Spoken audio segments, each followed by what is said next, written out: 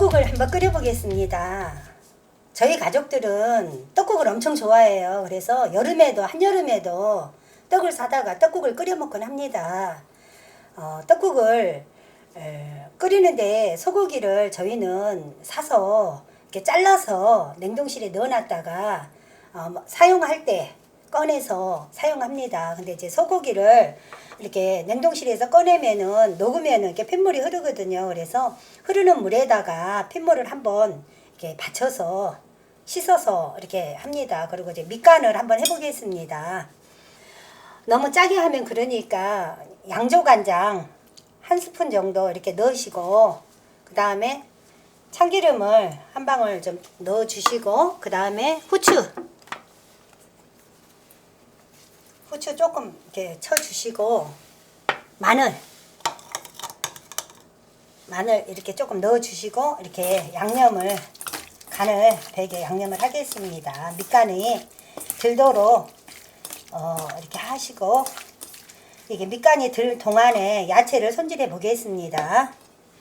일단은 이제 파는 맨 나중에 이제 다 됐을 때 위에다가 넣을 거거든요. 그래도 우선 야채를 먼저 손질을 해 보겠습니다. 이렇게 떡국에 파가 너무 굵직굵직하면 좀 먹기 좀 그렇거든요. 그리고 모양도 별로 안 이뻐요. 그래서 저는 파를 이렇게 잔잔하게 썰어줍니다.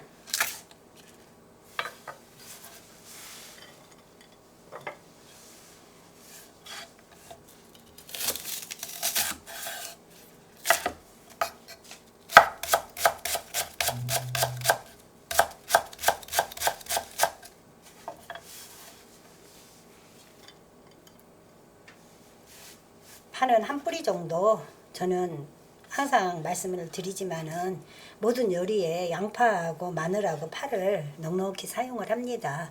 그 다음에는 이제 계란을 깨서 일단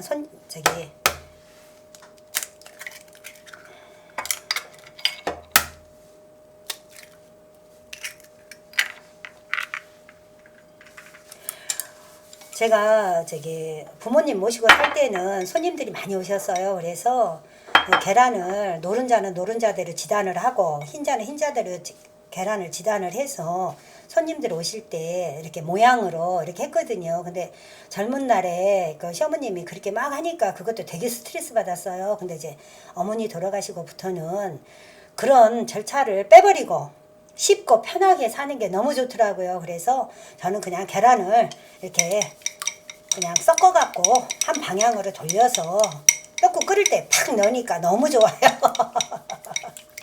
근데 손님이 오시는 것도 아니고 그냥 가족끼리 먹는 거니까. 근데 맛은 지단으로 한 것보다는 이렇게 해서 하는 게 떡국이 맛이 깊은 맛이 나더라고요. 그래서 저는 그렇게 합니다. 떡국을 끓이기 전에 김이 이렇게 있는데, 김을 이렇게 가스레인지에다가 붓잖아요. 그러면은 김이 잘못하면은 막 불이 붙어요. 그래갖고 화재도 위험하고, 그러니까는 석쇠에다가 굽는 방법이 있고, 그렇지 않으면은 프라이팬 있죠? 꿀팁이에요. 프라이팬에 이렇게 불이 달라오르면 거기에다가 이렇게 구우면은 타지도 않고 너무 좋습니다. 그러면은 저는 프라이팬에다가 한번 해보겠습니다. 그러면은 저는 프라이팬에다가 김을 한번 구워 보겠습니다. 이게 프라이팬에 열이 다 올라오면은 한 장을 굽는 것보다는 두 장으로 이렇게 구우면은 타지도 않고 불도 위험하지도 않고 너무 좋습니다. 프라이팬이 불이 이렇게 달아오른 다음에 이렇게 구워가지고 사용을 하시면 됩니다. 그리고 이제 옛날에 저희 그 젊은 날에는 김을 한 톨씩 사가지고 100장씩 사서 기름칠을 해갖고 집에서 이렇게 구워서 반찬으로 썼거든요. 시어머님 모시고 살 때. 그때만 해도 이렇게 도시락 김 같은 게 없었어요. 근데 요즘에는 저도 너무 편해져가지고 이렇게 김을 안 굽고 도시락 김을 사서 먹게 되더라고요. 근데 들기름을 칠해갖고 맛소금을 뿌려서 이렇게 구워서 먹으면 정말 맛있어요. 근데 사람이 몸이 가져지니까 그렇게 하기가 싫더라고요. 다 구워졌습니다. 이렇게 다 구워졌는데 떡국 할 때 막 위에다 이렇게 비비면은요, 이렇게 비비면은 김가루가 이렇게 막 날리거든요. 그래서 꿀팁으로 이렇게 비닐위에다가 위생 비닐위에다가 이렇게 넣으세요. 그러면은 넣은 다음에 이렇게 하면은 너무 좋아요. 그래서 이따가 요걸 이제 이렇게 그러면은 이렇게 보시면 이렇게 다 됐죠? 그러면 날리지도 않고 깔끔하게 쓸 수가 있거든요. 그래서 이따가 요거를 그렇게 한번 해 보겠습니다. 밑간을 해놓은 소고기를 먼저 볶아 보겠습니다. 소고기를 볶기 전에 일단 참기름을 먼저 두르고 마늘을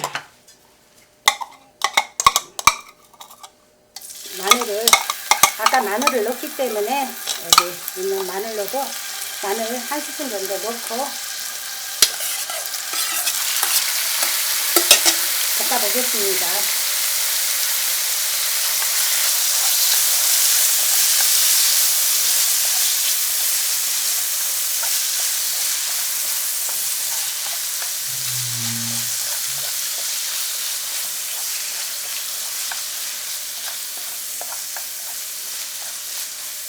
맛있는 냄새가 진동을 하네요. 이렇게 살짝 고기를 볶은 다음에 어느 정도 고기가 볶아지면 여기다가 이제 육수를 넣으면 됩니다. 저는 평상시에 육수를 끓여놓고 이제 육수를 끓여 보겠습니다.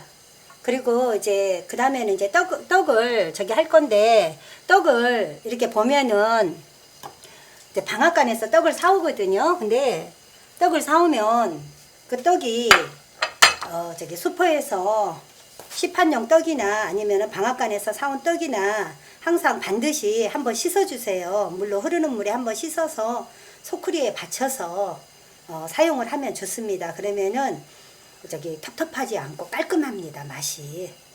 물이 덜 끓었을 때 떡을 넣으면은 떡이 익기도 전에 퍼져버리거든요. 그러니까 반드시 물이 팔팔 끓을 때 떡을 넣어주세요.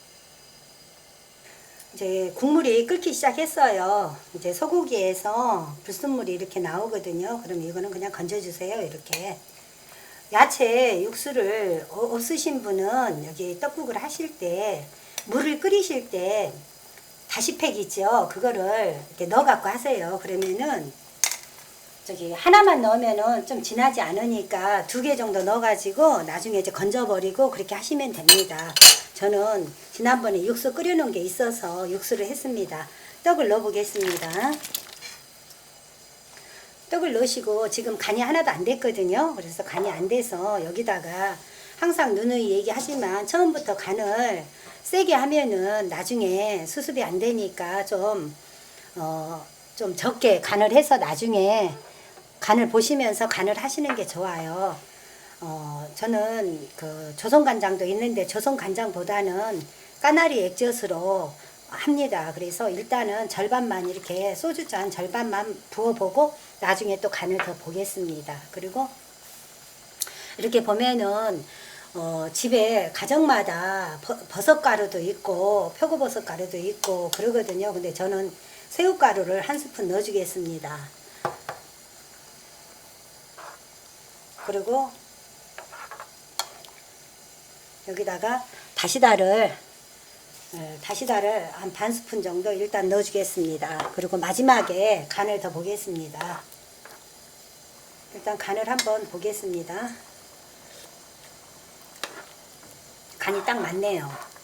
처음부터 간을 세게 하지 마시고 간을 좀 삼삼하게 해가지고 나중에 간이 딱 맞아요. 이렇게 바글바글 끓죠. 이렇게 끓을 때 그때 이제 파를 넣어주겠습니다. 아까 썰어놓은 파를 일단 넣고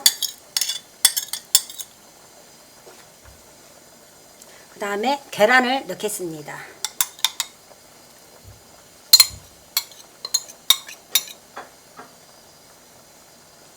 한 움큼 더 끓여주면은 됩니다. 이제 그리고 마지막으로 후추를 조금 넣어주면 됩니다. 아까 참기름은 아까 처음에 많이 했기 때문에 더 이상 넣을 필요가 없어요. 그러면은 이제 떡국이 다 완성이 됐습니다. 여기다가 그냥 이렇게 털어도 되고 떡국을 다 한 다음에 위에다가 넣어도 됩니다. 근데 저는 그냥 여기다가 삼순이 스타일로 이렇게 김가루를 2장 구운 거를 다 넣겠습니다. 편한 게 좋잖아요.